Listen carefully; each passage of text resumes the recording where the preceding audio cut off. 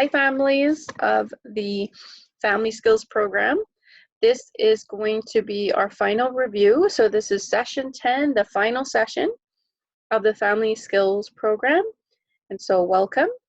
Let's get right into it. So with the presentation today, what we're going to be covering is, first of all, giving you a big congratulations for completing the program, as well as going through what Miss Miles and I thought would be our 5 top takeaways from the entire program.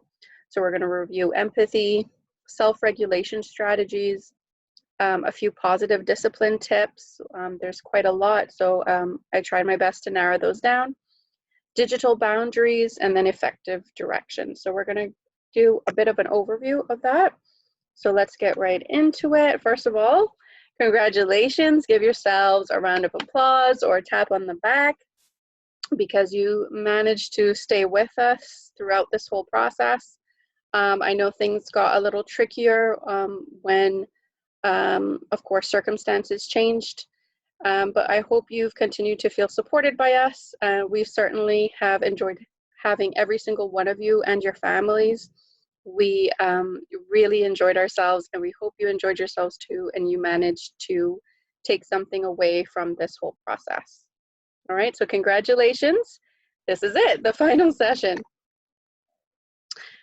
So something we'd like you to go away with is some inspiring words. So to trust yourself, you know more than you think you do. And especially now that you've gone through this whole process, you have even more parenting tools in your arsenal that you can pull out. You know, different situations call for different methods and strategies.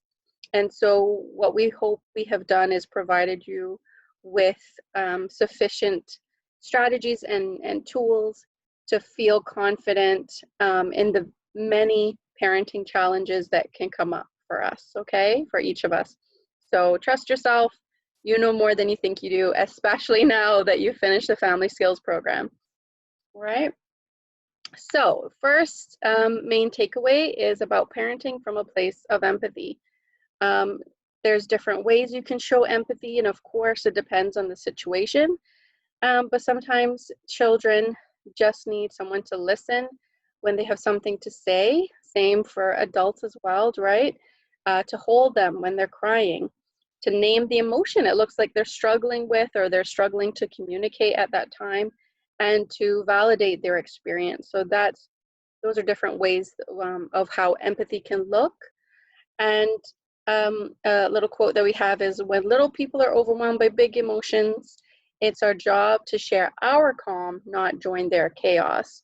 And so an important thing to remember is for adults and children alike, when we become overwhelmed by emotions, the limbic system in our brain goes in overdrive and the logic part of our brain shuts down. So we're likely to, especially with children that don't know how to regulate themselves at that point, they're very young, they're still figuring things out. They're going to seem really irrational, and it's hard for us as parents because we know how to handle our emotions, to kind of identify with them and what's going on. But if we kind of remind ourselves that they're just little, this is my time to connect with them, to validate their experience and to help calm them down. So then we can figure out, okay, what are you going to do differently next time? How are you going to manage this when this comes up again? These are some ideas that mommy or daddy has.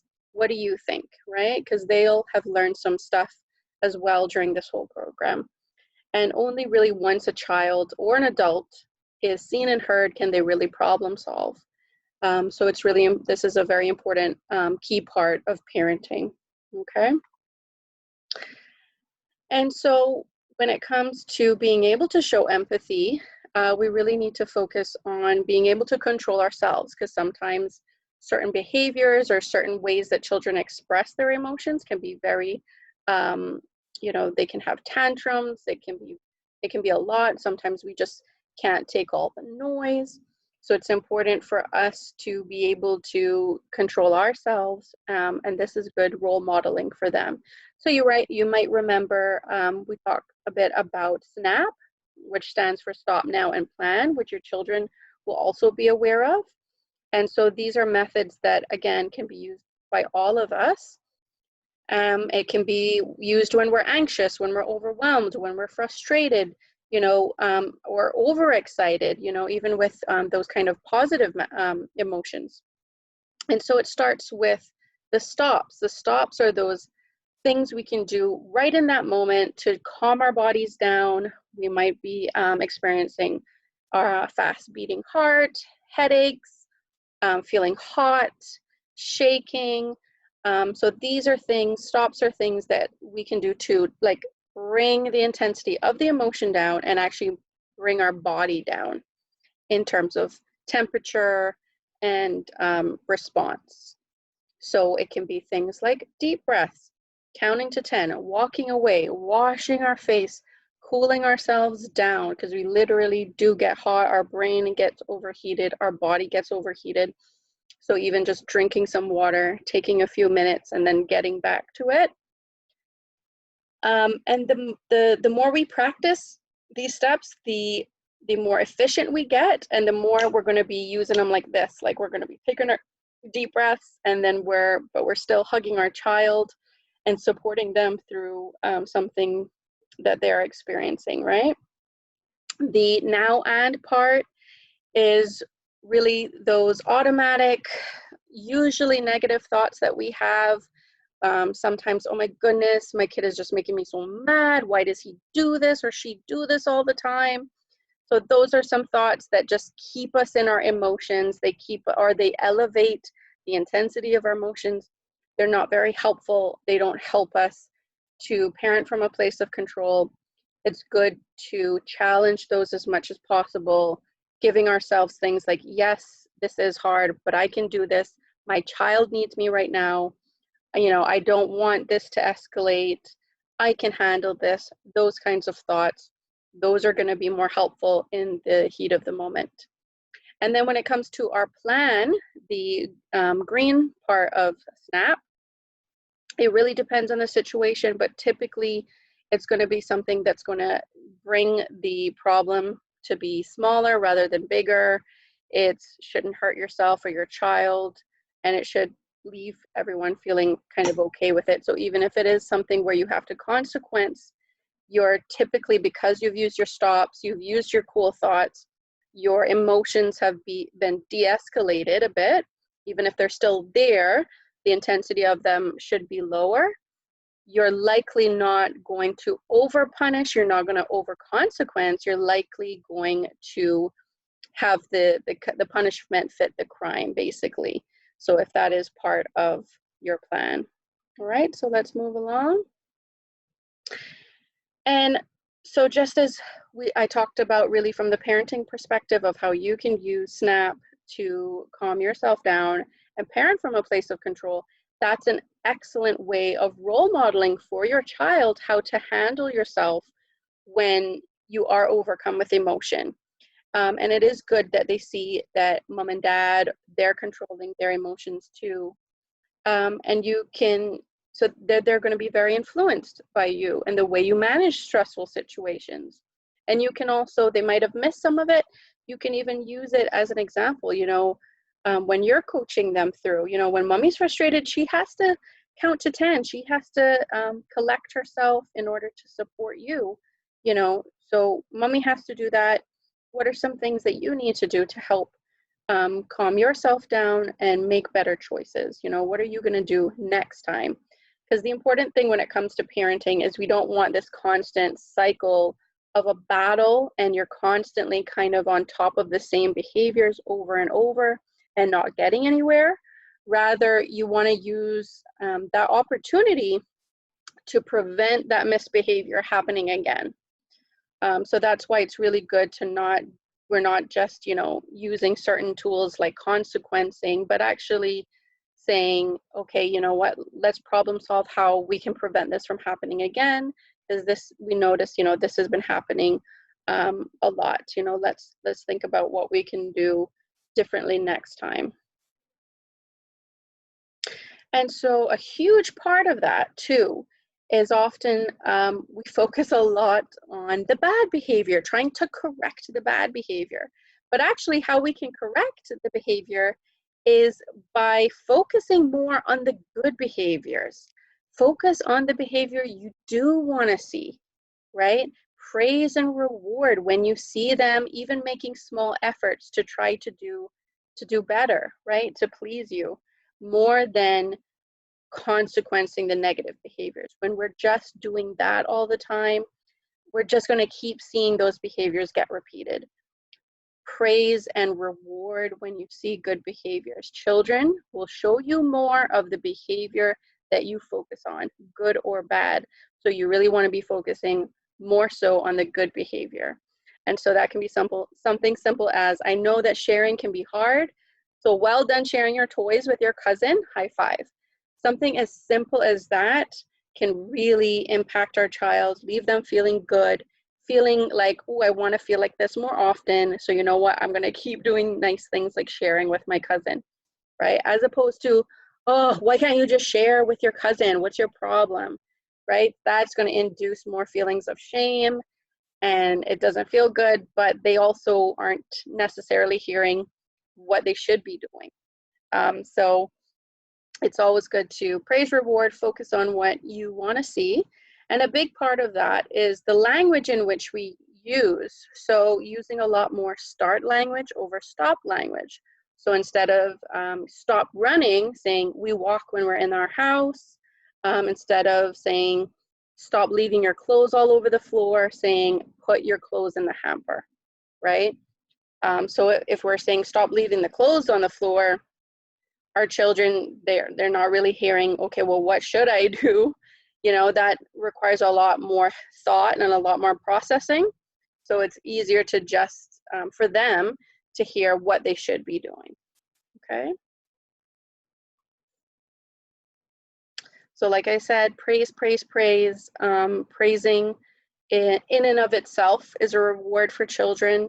You want to also praise the process, their effort, not just them, you know, not just say, man, you're so smart, you're such a smart kid, but actually saying, you try really hard with your math homework. You know, I know that you're not the biggest fan of reading, but I notice you put a lot of effort in and you're getting better because of it. That's amazing, right? But you also don't want to overpraise, and you don't want it to feel like it's not genuine or sincere. So those are things to think about, as well as, you know, you don't want to focus on things that they do well normally. Yes, you want to praise that, but you also want to really focus on where you're seeing them put a lot of effort. If they're putting a lot of effort in an area that they do well all the time, that's fine, but also praising effort where they do struggle, they do find challenges. And definitely avoid the whole comparison, man, your big sister, she does this way better, or, you know, why can't you just be more like your little brother? Those kinds of statements definitely aren't going to be helpful for anybody, and they will increase sibling rivalry between our children. So definitely avoiding comparisons. Just praise them and what they are, because they're going to be unique and individual. They're not going to be like their sister. They're not going to be like their brother. And that's just it. Our kids are going to be very different. All right, so we're getting through this webinar. Let's look at some positive discipline tips. So a very useful strategy some of you have reported that works really well for you and works really well with many parents is the when and then technique. So example would be, when you finish your schoolwork, then you can play on your iPad for 30 minutes. So it's implying that this is the activity you need to do that's required of you so that you can go do the activity that you want to do. And again, it's also putting structure and parameters in there. So instead of just say, oh, you can go play on your iPad, you're rewarding with a certain amount of time. You know, you have 30 minutes, you have an hour, or if it's a game they're playing, you have 1 or 2 matches, that kind of thing. So then it's not this case of that they're just on their iPads or or the computer for whatever length of time they deem, but it's us giving those boundaries, right? The next thing is the transition warnings. A lot of you also talked about this being really helpful. So a lot of times we expect children to comply immediately. And so just like us, if I were to ask one of you to, hey, come over here right now, you're gonna take some time to maybe stop what you're doing, to kind of process what I just said, to maybe question why, why do you need me to come over there? You know, what's going on? So same with our kids, they need a few seconds to just process that request. But it can also be giving them a few minutes. You know, in 5 minutes, you're gonna go from your game to the dinner table, or we're leaving in 5 minutes to go to school.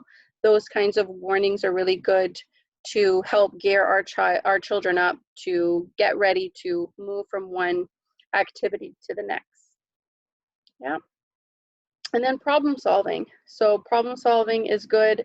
Again, like I said earlier, you know, to keep from having the same misbehaviors or the same issues happening over and over again.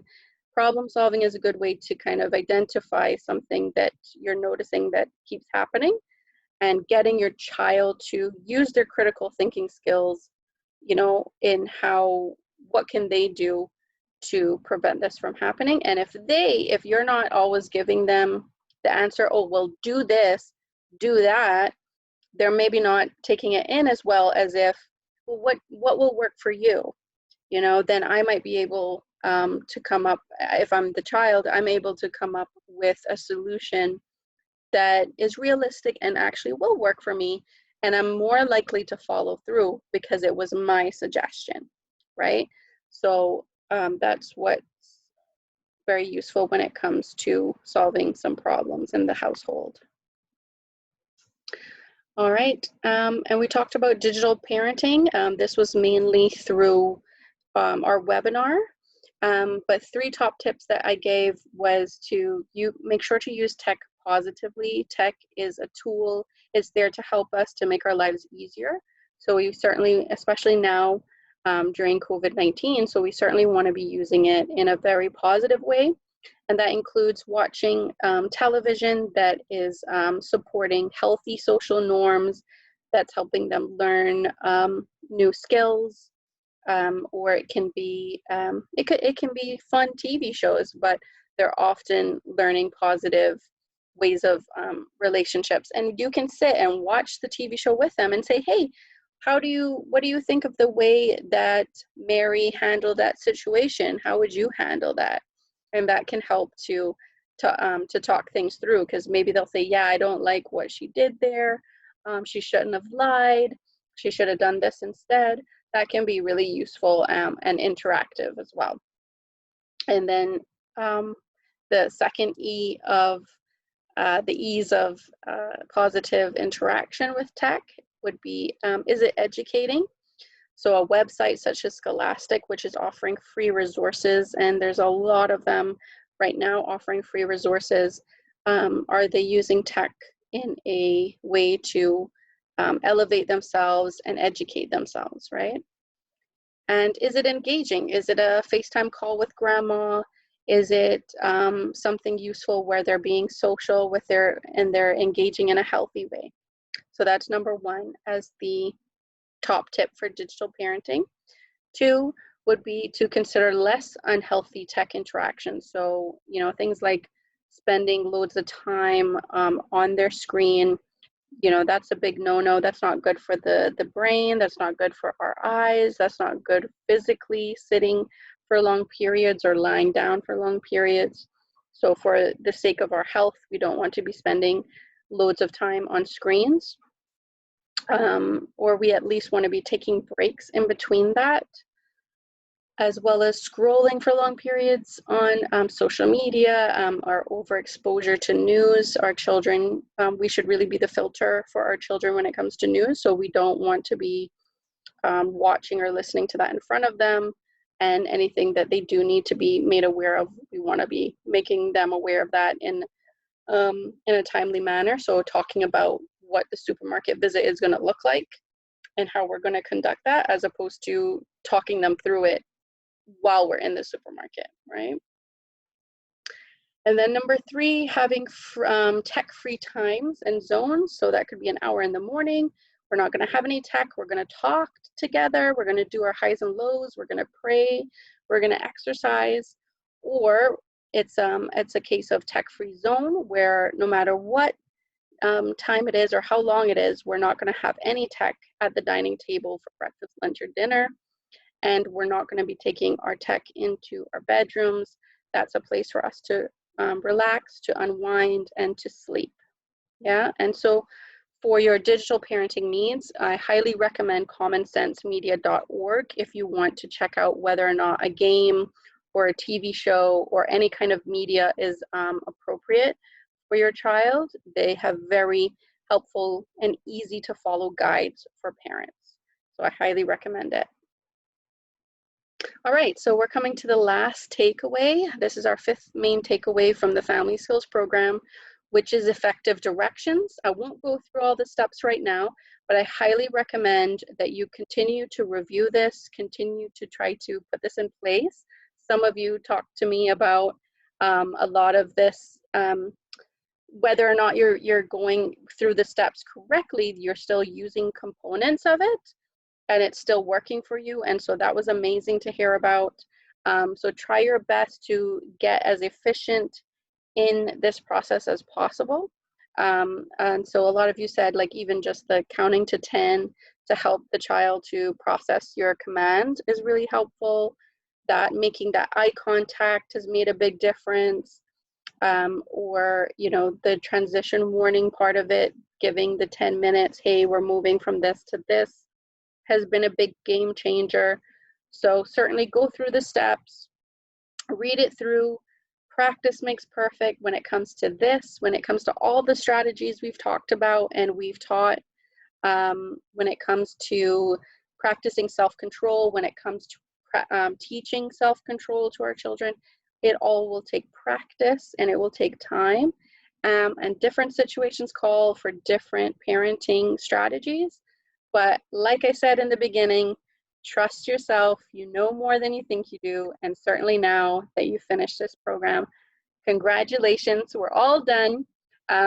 Should you need us, I've put our number there. We are on Instagram if you like to follow. We share a lot of tips and strategies on there, as well as Facebook. And our website, if you go to our website, we have parenting resources on there. And you can email us also at any time. And we will be reaching out to you as well to check in with you. I hope you've enjoyed this program. And thank you so much. Take care.